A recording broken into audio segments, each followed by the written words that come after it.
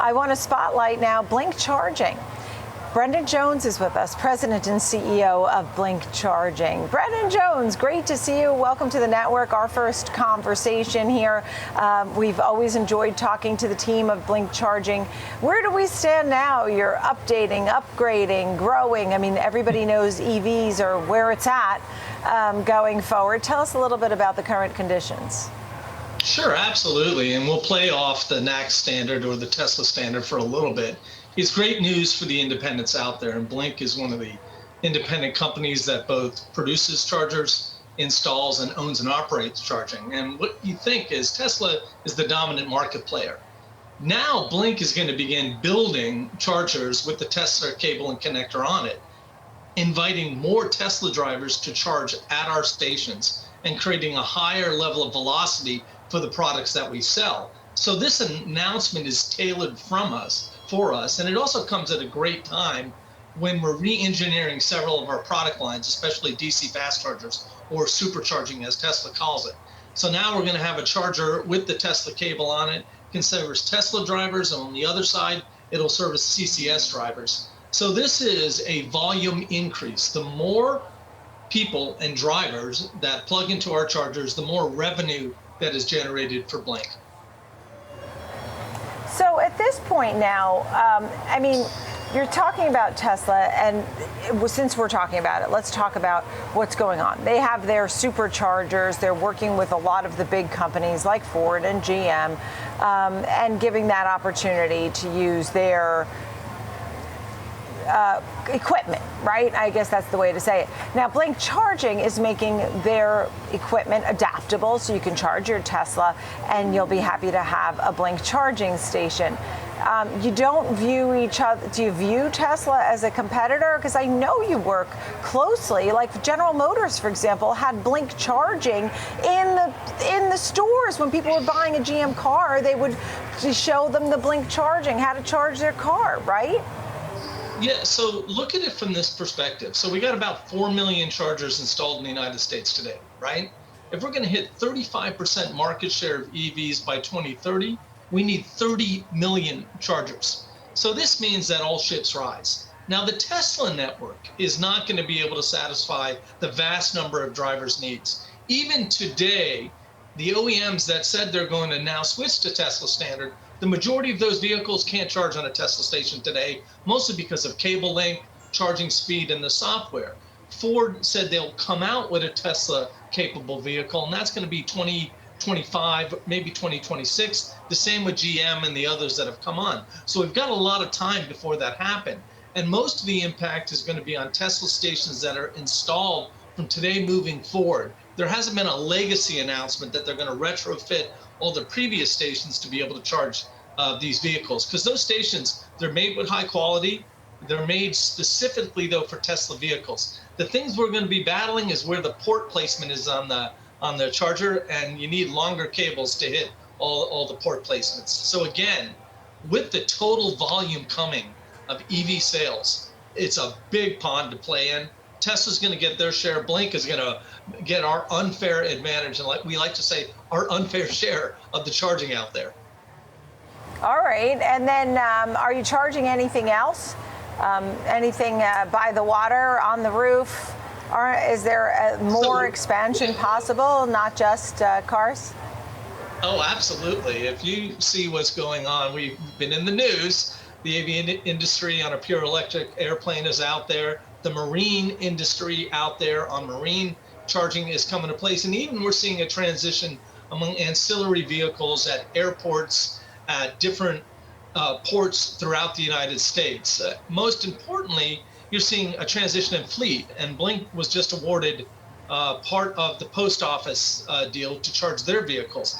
That charger deal is $41,500 over the next 3 years. The single greatest award out there from a United States entity to charge vehicles. So all of these opportunities are blossoming now.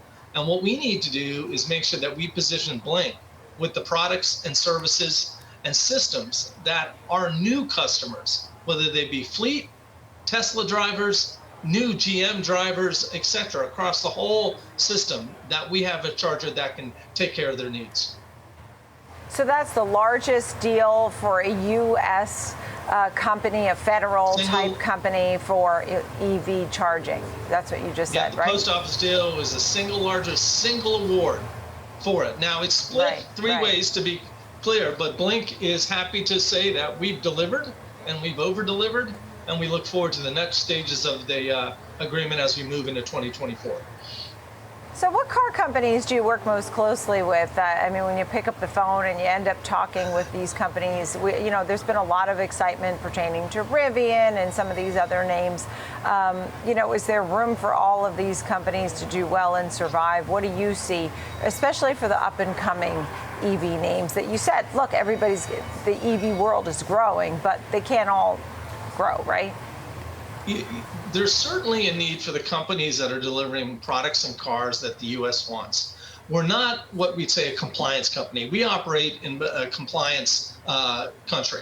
We operate in Europe and some in Asia and some other areas where EV is being forced. In the United States, it's being adopted. There's some legislation that's friendly to it, but the way you get EV adoption is you bring out vehicles and platforms that are attractive to the overall consumer base. So let's look at the shift. From when I started in this space, we were selling Nissan Leafs. It's a little subcompact. And I used to get questions about, hey, can I haul wood with that? And I go, do you haul wood with a subcompact? Now we've got pickup trucks, SUVs. We have a new Hummer coming on the market, which is pure electric, and it's a beast, but it's everything you'd expect out of a Hummer. So the industry is diversifying, and it's offering EVs in all shapes and sizes.